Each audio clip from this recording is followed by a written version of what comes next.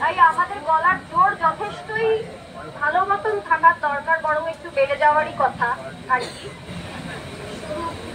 একটা বিষয় যেটা হচ্ছে যে গতকাল মুখোমুখিও হলো, 38 দিন লেগেছে ঠিকই, কিন্তু মাননীয়ার মুখোমুখি বসাতে হয়েছে গতকাল, বসে কিছু কিছু দাবি মানা হয়েছে। এখন জিবি মিটিং চলছে, আমরা সকলেই জানি।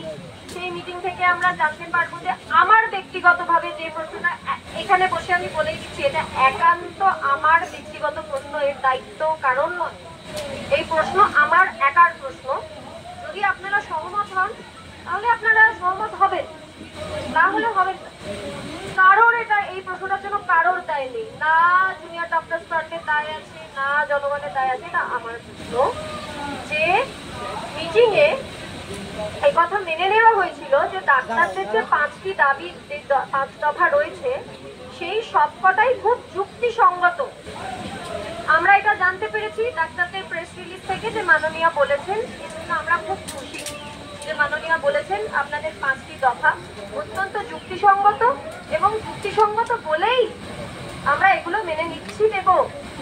যুক্তিসঙ্গতই যদি হয় তার মানে এটাও মেনে নেওয়া হচ্ছে যে যাদের পদত্যাগের কথা বলা হয়েছে, WBJDF বলেছে যে তারা দুর্নীতিগ্রস্ত, তাই জন্য পদত্যাগ করতে বলা হচ্ছে।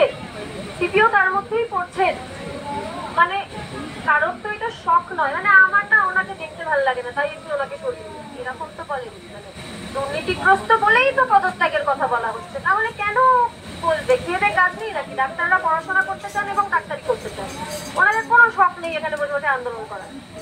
তো দুর্নীতিগ্রস্তটা মেনে নিয়েই যদি একজনকে সরানো হবে, তাহলে এই যে কথাটা ওনার যাতে অসম্মান না হয়, তাই জন্য প্রথম প্রশ্ন, যিনি একজন দুর্নীতিগ্রস্ত মানুষ, তার অসম্মান হলো কি হলো না সেই নিয়ে এত মাথা ব্যথা আমাদের কেন? এটা আমার প্রশ্ন। আপনাদের কি এই প্রশ্নটা মনে জেগেছে?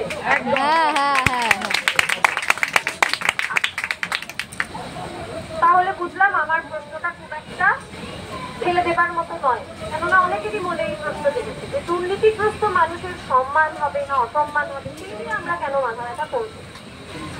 এ গেল 1 নম্বর। 2 নম্বর হচ্ছে দুর্নীতিগ্রস্ত একজন মানুষের যাতে অসম্মান না হয় তাই জন্য আমরা তাকে একটি মেনু কার্ড করিয়ে দিচ্ছি হাতে, রেস্টুরেন্টের মেনু কার্ড। আপনি কি খাবেন? ইন্ডিয়ান না কন্টিনেন্টাল না চাইনিজ না জাপানিজ না থাই ফুড, কোনটা খাবেন আপনি? আপনার যেটা খেতে ভালো লাগবে আপনি সেটাই খান। আপনি কোথায় যেতে চাইছেন দাদা বলুন, আপনি সেখানেই যাবেন। এটা কি করে হয়?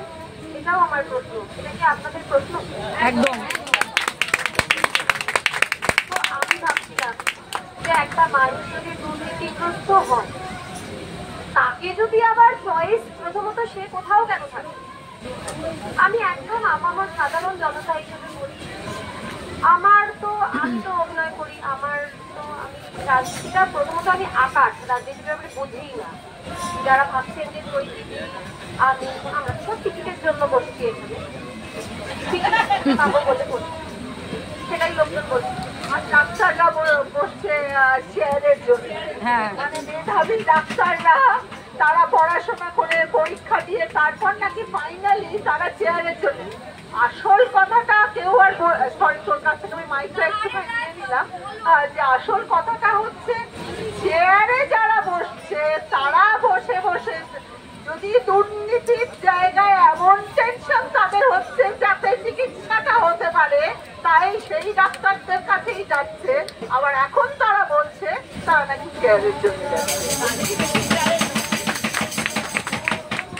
আসলে বিষয়টা যেটা দেবলীনা বলছিল সেটা একেবারেই ঠিক, যে যাদের পদত্যাগ করানো হলো, যাদের, আমি জানি একটা নিয়ম আছে, একটা IPS অফিসারদের ট্রান্সফার করার একটা নিয়ম আছে, কিন্তু ওই একটা খাবার আপনাকে খেতে দেওয়া হলো আর বাকিটা এইটা আছে ওইটা আছে সেইটা আছে, আপনি বলুন তো আপনার মাথা থেকে যদি আরো কোনো নতুন খাবার বেরোয় কি আপনি সেইখানে না?